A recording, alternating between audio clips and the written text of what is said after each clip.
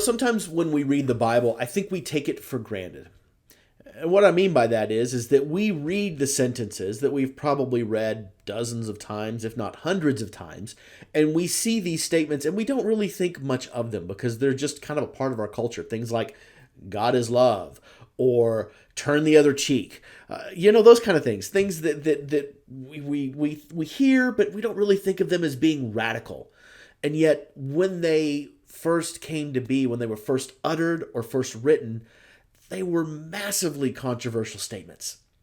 John opens up his book with a series of sentences that honestly are pretty controversial because what they're doing is they are establishing Jesus as the Messiah, as God, as equal with God. As a matter of fact, the church has adopted this. We believe in the Father, Son, and the Holy Spirit, three in one, and part of where we get that theology comes from these opening sentences of the book of John, when he says, "In the beginning was the Word, and the Word was with God, and the Word was God."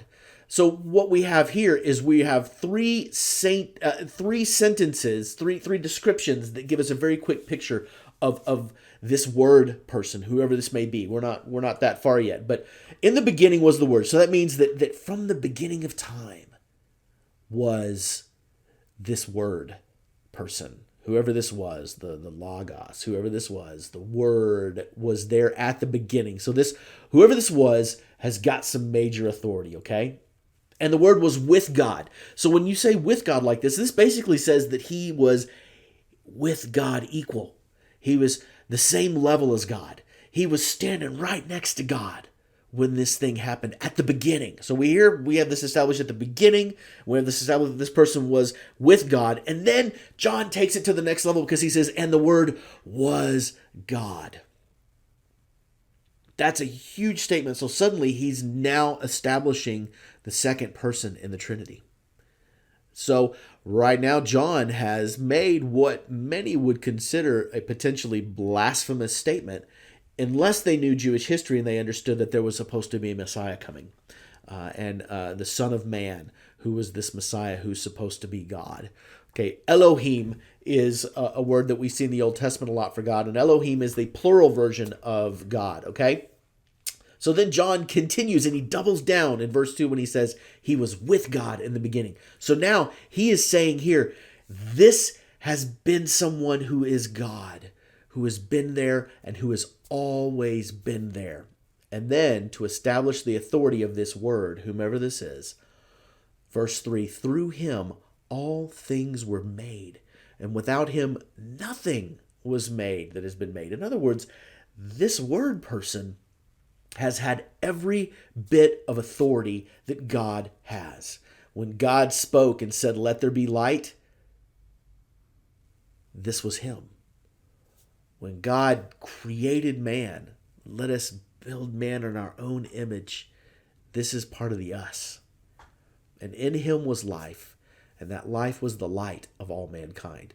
Now, John uses this light motif a lot. John loves to use light and dark. And he continues when he says, the light shines in the darkness, and the darkness has not overcome it. Now, the people of Israel would understand this statement because they knew that they were supposed to be this beacon. These were God's chosen people. And so they've been waiting forever for this Messiah to come. And so he has established, John, the writer John, has now established that we're not talking about just anyone. We're talking about the Messiah. This is the one that you've been waiting for. This is the one that you have been anticipating for thousands of years. And now I have established him, John's saying this, I have established him as the Messiah. He is on level with God. He has been there with God. He has always been there with God. He will continue to be there with God. And he has all authority that God has because he is God. And because of that, he is a light shining in a world of darkness, something that the Israelites are supposed to be, but they may have forgotten how to do it. So John is going to bring this motif back. But then John shifts gears in verse 6, and he says, there was a man sent from God whose name was John. Now this is where the plot thickens a little bit because we know that this is not the word, because it says very clearly there was a man sent from God. whose name was John. So this is not the Word, this is someone different. And we'll talk about that next time.